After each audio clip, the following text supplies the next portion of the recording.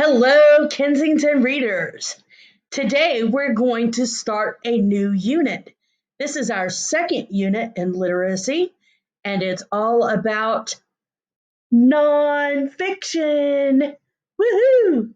That means real things in real life, all about facts. All right, so I can read any informational text by knowing things about the genre that are going to be important. This is the passage that should have been mailed to you if you're a virtual student, or it's the one that you'll receive in class. This is how we're setting up our notebook today. So you can go ahead and hit pause. Make sure you include the page number, the title, the date, the I can statement, and this is your anchor chart. And this is my example of the stop and jot. Go ahead and press pause so you can get that notebook ready. Okay, so we're going to be paying attention to the nonfiction structure, the structure of nonfiction.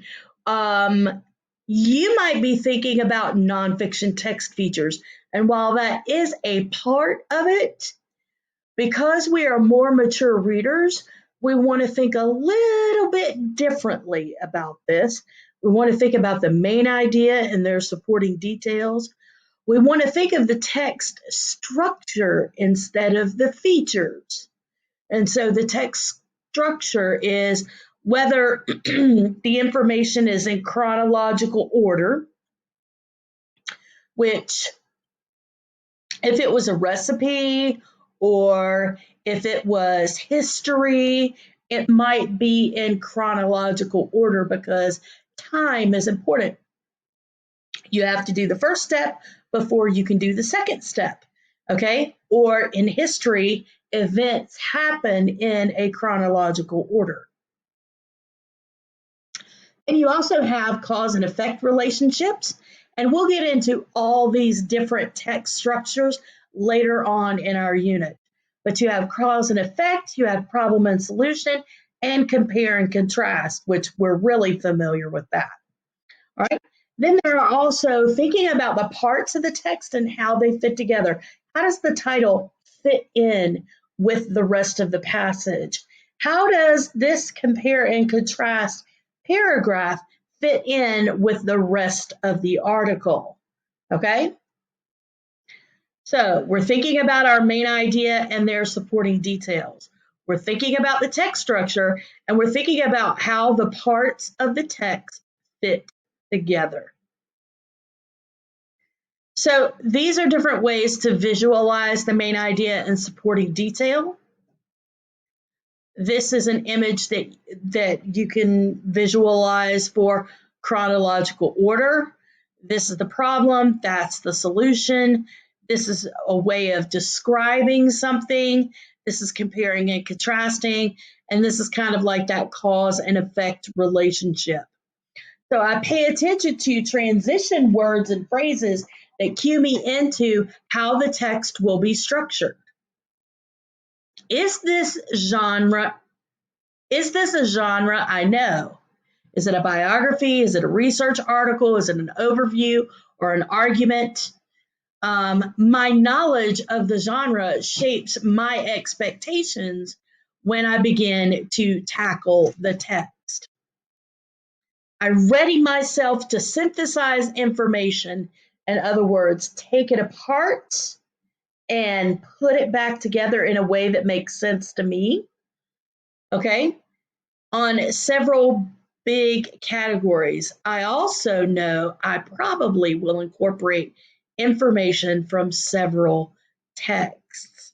So to incorporate it means that you are taking bits and pieces of text and putting it together to create a deeper, richer understanding of that nonfiction that you're reading. And these are all things that happen naturally in a reader's mind when reading nonfiction. So that was our mini lesson on ways to think about fiction. or nonfiction. Okay, and we will go today to the Jamboard and we'll begin to look at lessons from the deep and see how those main ideas, supporting detail, text structure, and parts of the text fit together to help us understand that, yes, this in fact is nonfiction text. Okay, and so for your assignment today in your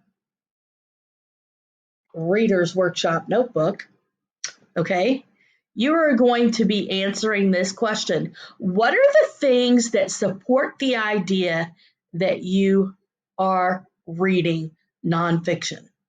So in other words, how do you know what you're reading is nonfiction? You're going to be thinking about main ideas and their supporting details, the text structure, and how the parts of the text fit together as part of your clues for understanding, hey, this is a nonfiction text. All right. I can tell the article Lessons from the Deep by Anna Gratz Cockrell is nonfiction because the article is full of facts about the octopus and its body. There are so many cool facts, I want to jot them down. However, I need to push myself to read longer, gathering big ideas in my head about what I've read. And that is the temptation. One of the things that I see fifth graders do when I'm walking around the classroom, they will stop and jot everything down because they're like, oh, cool, I got to remember this. But the simple fact is, the way your brain works, when you go, cool, your brain has already had an experience where it's going to remember that awesome fact. Okay? So no need to jot down those teeny tiny cool details. Use those details to build that bigger understanding.